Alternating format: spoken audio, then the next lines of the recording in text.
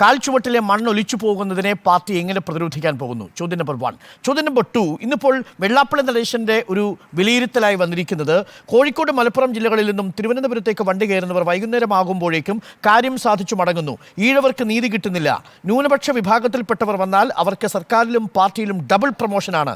ഈഴവർക്ക് അധികാരത്തിലും പാർട്ടിയിലും പരിഗണനയില്ലാത്ത സ്ഥിതിയാണെന്നും ന്യൂനപക്ഷ പ്രീണനമാണ് ഈഴവ ക്രിസ്തീയ വോട്ട് ബാങ്കിനെ അകറ്റിയതെന്നും വെള്ളാപ്പള്ളി നടേശൻ പറയുന്നു. ഇതിനോടുള്ള താങ്കളുടെ മറുപടി എന്താണ്? നമ്പർ 3. രാജ്യത്തെ മൊത്തം നമ്മൾ പരിശോധിച്ചാൽ ദക്ഷിണേന്ത്യയിൽ ഭരണവിരുദ്ധ വികാരം ആഞ്ഞടിച്ച ഒരേ ഒരു സംസ്ഥാനം ആന്ധ്രാപ്രദേശ് കഴിഞ്ഞാൽ കേരളമാണ് എന്ന വസ്തുതയെ താങ്കൾ അംഗീകരിക്കുന്നുണ്ടോ? 3 ചോദ്യങ്ങൾ. ഡോക്ടർ അരുൺ, ഈ കഴിഞ്ഞ 40 വർഷത്തിനിടയിൽ 11 ലോക്സഭാ തെരഞ്ഞെടുപ്പ് നടന്നതിൽ 2004 മാത്രമാണ് ഇടതുപക്ഷത്തിന് ലോക്സഭയിൽ ഒരു മേൽക്കൈ കേരളത്തിൽ നിന്നുണ്ടായത്. 1977 രാജ്യത്താകെ ഇന്ദിരാഗാന്ധിക്കെതിരെ തരംഗമുണ്ടായപ്പോഴും കേരളത്തിൽ ഞങ്ങൾക്ക് ഒറ്റ സീറ്റും ഇല്ല CPM-ന്. അങ്ങനെയൊക്കെ സാഹചര്യം ഈ കേരളത്തിൽ ഉണ്ടായിട്ടുണ്ട്. അതിൽ നിന്നൊക്കെ കയറി ഞങ്ങൾ മുന്നോട്ട് വന്നിട്ടുണ്ട്. നിങ്ങൾ ആരും പ്രയാസപ്പെടേണ്ട. ഞങ്ങൾ തിരുത്തേണ്ടത് തിരുത്തി മുന്നോട്ട് വരിക തന്നെ ചെയ്യും. അതിലൊരു തർക്കവും വേണ്ട. നിങ്ങൾ ആഗ്രഹിക്കുന്നത് പോലെ തിരുത്തും എന്ന് പ്രതീക്ഷിക്കരുത്. നിങ്ങൾ ആഗ്രഹിക്കുന്നതാണ് അടിച്ചേൽപ്പിക്കാൻ ശ്രമിക്കരുത്.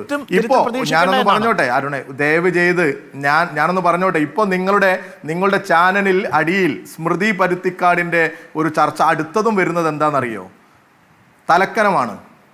എന്താ നിങ്ങൾ ഉദ്ദേശിക്കുന്നതെന്ന് മനസ്സിലായില്ല. നിങ്ങളൊക്കെ ഭയങ്കര എളിമയുള്ള, വിനയമുള്ള, വളരെ ബഹുമാനത്തോടു കൂടി ജനങ്ങളോടും മറ്റ് രാഷ്ട്രീയ പാർട്ടികളോടും ഒക്കെ സംസാരിക്കുന്നവരാണോ ഞങ്ങൾ? ഞാൻ പറഞ്ഞോട്ടെ അരുണേ, എന്നെ നിങ്ങൾ വിളിച്ചത് എന്നെ ഒന്ന് പറയാൻ അനുവദിക്കൂ. നിങ്ങൾ ഇങ്ങനെ ഇടയിൽ സംസാരിച്ചുകൊണ്ടേയിരിക്കല്ലേ? ഇവിടെ മറ്റാരും സംസാരിക്കുമ്പോൾ ഇങ്ങനെ നടത്താൻ പോകുന്ന ചർച്ചയുടെ തലക്കെട്ടിനെ വിമർശിക്കുമ്പോൾ എനിക്ക് നിശബ്ദരായിരിക്കാൻ പറ്റൂ? താങ്കൾക്ക് പാർട്ടിയുടെ കാര്യത്തിൽ പ്രതിരോധിക്കുന്ന പോലെ പിന്നെ പറയണ്ടേ? ഞാനതാ പറയുന്നത്. 7 മണിക്ക് ഇതേ ചർച്ച, 7 മണിക്ക് ഇതേ ചർച്ച, 8 മണിക്ക് ഇതേപോലെ ചർച്ച. പറഞ്ഞാൽ അത് കാണിക്കും.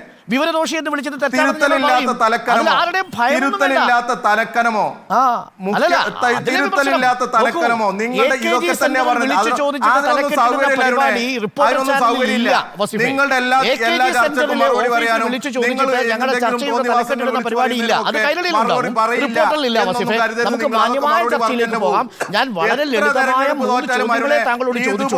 ആ ചോദ്യങ്ങൾക്ക് താങ്കൾക്ക് ഉത്തരം പറയാതെ താങ്കൾക്ക് ഈ ചർച്ച അലമ്പാക്കണമെന്നുണ്ടെങ്കിൽ താങ്കൾക്ക് ചർച്ച അലമ്പാക്കാം.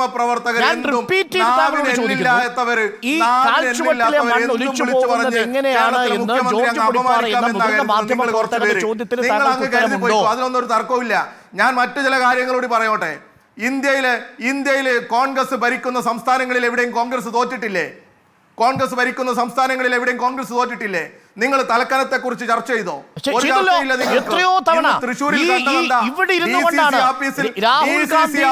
ഞാനൊന്ന് പറഞ്ഞോട്ടെ.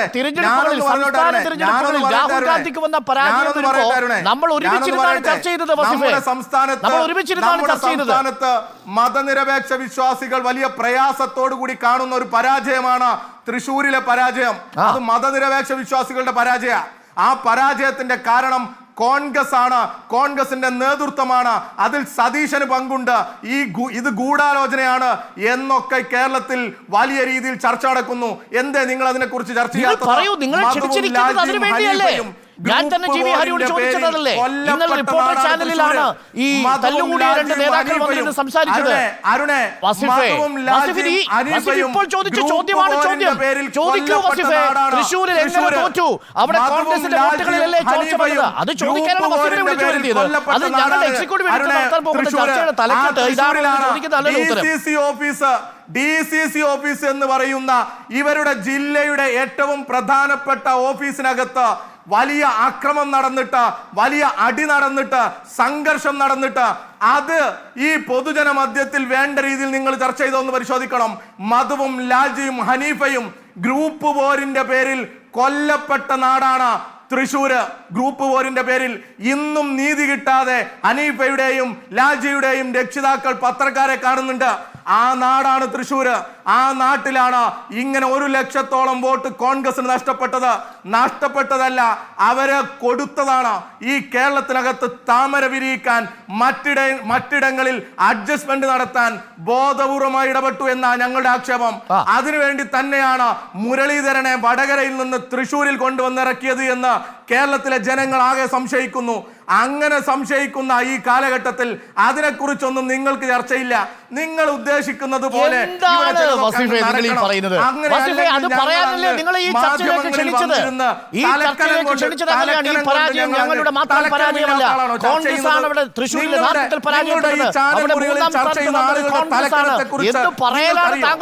എന്തൊക്കെ വിളിച്ചു പറയുന്നവരായി ഈ ചർച്ച ഏതായിരിക്കണമെന്ന് എന്നോട് ഡിക്റ്റേറ്റ് ചെയ്യാനല്ല താങ്കളെ ചർച്ചയ്ക്ക് ക്ഷണിച്ചിരിക്കുന്നത്.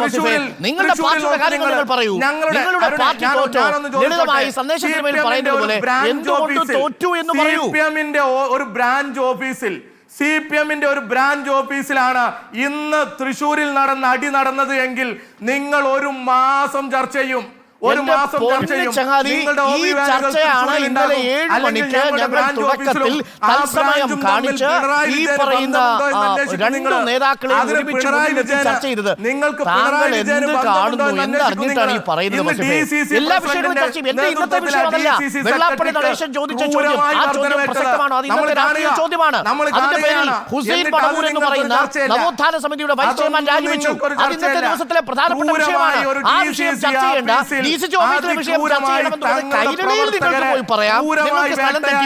പ്രിയപ്പെട്ട വസിഫെ, ഇത് റിപ്പോർട്ടർ ചാനലാണ്, നിങ്ങൾ ഉദ്ദേശിക്കുന്ന ചാനലല്ല. പക്ഷെ നിങ്ങളെ ഞങ്ങൾ ഇപ്പോഴും ബഹുമാനത്തോടു കൂടി ചോദിക്കുന്ന ഒരേ ഒരു ചോദ്യം, പാർട്ടിയുടെ കാൽച്ചുവട്ടിൽ നിന്ന് മണ്ണൊലിച്ചു പോകുമ്പോൾ നിങ്ങൾ അതിനെ പ്രതിരോധിക്കാൻ എന്ത് നടപടിയെടുക്കുന്നു? വെള്ളാപ്പള്ളി നടേശൻ പറഞ്ഞതിൽ നിങ്ങളുടെ അഭിപ്രായം എന്താണ്? ഇതാണ് ചോദ്യം. കേരളത്തിലെ കോൺഗ്രസ് എന്ന് നിങ്ങൾ പറയാൻ തയ്യാറാകുന്നില്ല. നിങ്ങൾക്ക് അപ്പോഴും വേണ്ടത് മറ്റു പലതുമാണ്. അങ്ങനെ മറ്റു പലതും ആഗ്രഹിച്ചു പോകുന്ന നിങ്ങൾക്ക് നിങ്ങൾ ആഗ്രഹിക്കുന്നത് തരാൻ സൗകര്യപ്പെടില്ല. സംസാരിക്കാനുള്ളത് ജനങ്ങളോട് സംസാരിക്കും.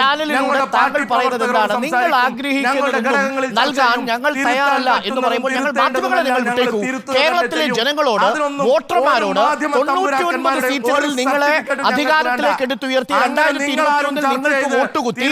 ഇന്ന് 3 വർഷം കഴിയുമ്പോഴേക്കും നിങ്ങൾക്കെതിരെ വോട്ട് കുത്തി നിങ്ങളെ 99 നിന്ന് 19 തിരിച്ചെത്തിയിരിക്കുന്ന കേരളത്തിലെ വോട്ടർമാരോട് നിങ്ങൾക്ക് എന്താണ് പറയാനുള്ളത്? റിപ്പോർട്ടർ ടിവിയെ വെറുതെ വിട്ടേക്കൂ, അരുൺകുമാറിനെ സ്മൃതി പരുത്തിക്കാരനെ നിങ്ങൾ വെറുതെ വിട്ടേക്കൂ. നിങ്ങൾക്ക് വോട്ട് രേഖപ്പെടുത്തിയ വോട്ടർമാരോട് നിങ്ങൾക്ക് എന്താ പറയാനുള്ളത്? വസിഫയെ പറയൂ. അതാണ് ഞാൻ അരുണെ പറഞ്ഞത്. 2016 ഞങ്ങൾക്ക് വോട്ട് ചെയ്തവർ തന്നെ 2019 ഞങ്ങൾക്ക് വോട്ട് ചെയ്തിട്ടില്ല.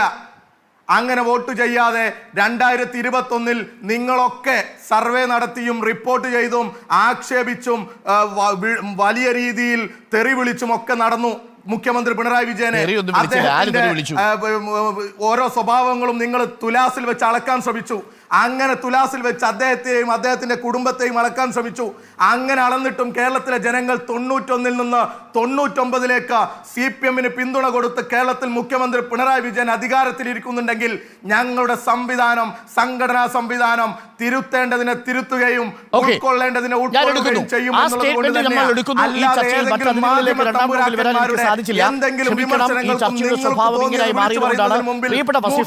ഒരു ദുരുദ്ദേശത്തിലുമല്ല ഈ ചർച്ച സംഘടിപ്പിച്ചത് എന്ന് ഒരിക്കൽ കൂടി താങ്കളോട് പറയട്ടെ. വെള്ളാപ്പള്ളി നടേശന്റെ പ്രസ്താവനയ്ക്കുള്ള ഒരു ചോദ്യം ഇനിയും കിട്ടിയിട്ടില്ല. താങ്കൾക്ക് അതിന് ഒരു 30 സെക്കൻഡ്സ് സമയം കൂടി നൽകാം. അത് വളരെ പ്രധാനപ്പെട്ട ഒരു രാഷ്ട്രീയ ചോദ്യം കൂടിയാണ്.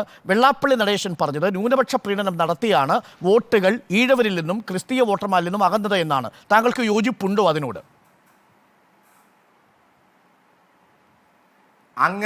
അങ്ങനെ ഏതെങ്കിലും ഒരു വിഭാഗത്തിന് പ്രത്യേകം എന്തെങ്കിലും ചെയ്തു കൊടുക്കുന്ന ഒരു ഗവൺമെന്റാണ് ഈ ഗവൺമെന്റ് എന്ന് അരുൺകുമാറിന് തോന്നുന്നുണ്ടോ? അങ്ങനെ കേരളത്തിലെ ഏതെങ്കിലും ജനങ്ങൾക്ക് തോന്നുമോ? ഒന്നും തോന്നില്ല. അങ്ങനെ ഒരു പ്രത്യേക വിഭാഗത്തിന് മമത കൊടുക്കുന്ന ഒരു ഗവൺമെന്റ് അല്ല. ഞങ്ങൾ മമത കൊടുക്കുകയാണെങ്കിൽ അത് ആർക്കാ? പാർശ്വവൽക്കരിക്കപ്പെടുന്നവരെ ചേർത്ത് നിർത്തുക എന്നുള്ള സമീപനം മാത്ര. നീതി ആഗ്രഹിക്കുന്നവരെ ചേർത്ത് നിർത്തുക എന്നുള്ളതാണോ? അങ്ങനെ നീതിയും അതുപോലെ തന്നെ ന്യായവും നോക്കി മാത്രം ഭരിക്കുന്ന ഒരു മുന്നണിയാണ് ഇടതുപക്ഷം. ആ ഇടതുപക്ഷമാണ് ഈ കേരളത്തിനകത്തെ സ്കൂളുകൾ മികച്ചതാക്കിയത്. ആ ഇടതുപക്ഷമാണ് കേരളത്തിലെ റോഡുകളും കേരളത്തിലെ ആശുപത്രികളും ഒക്കെ മികച്ചതാക്കിയത്. അങ്ങനെ മികച്ചതാക്കി ഞങ്ങൾ മുന്നോട്ട് വരുന്ന സാഹചര്യമാണുള്ളത്. അവിടെയെല്ലാം ഈ കേരളത്തിനകത്ത് ഇത് താങ്കൾക്ക് എത്ര ഭംഗിയായി വൃത്തിയായി അവതരിപ്പിക്കാവുന്ന 13 മിനിറ്റാണ് പ്രിയപ്പെട്ട വസീഫെ നിങ്ങൾ നഷ്ടപ്പെടുത്തിയത്. നിർഭാഗ്യമെന്ന് പറയട്ടെ, ഇതൊക്കെയാണ് താങ്കൾ പറയേണ്ടിയിരുന്നത് കേരളത്തിൽ. പക്ഷേ അത് പറയാനുള്ള അവസരം താങ്കൾ നഷ്ടപ്പെടുത്തി എന്നതിൽ വിനയപൂർവ്വം താങ്കളോട് ഖേദം പ്രകടിപ്പിച്ചുകൊണ്ട് നമ്മൾ ഈ ചർച്ച ഇന്നിവിടെ അവസാനിപ്പിക്കുന്നു. ഇനി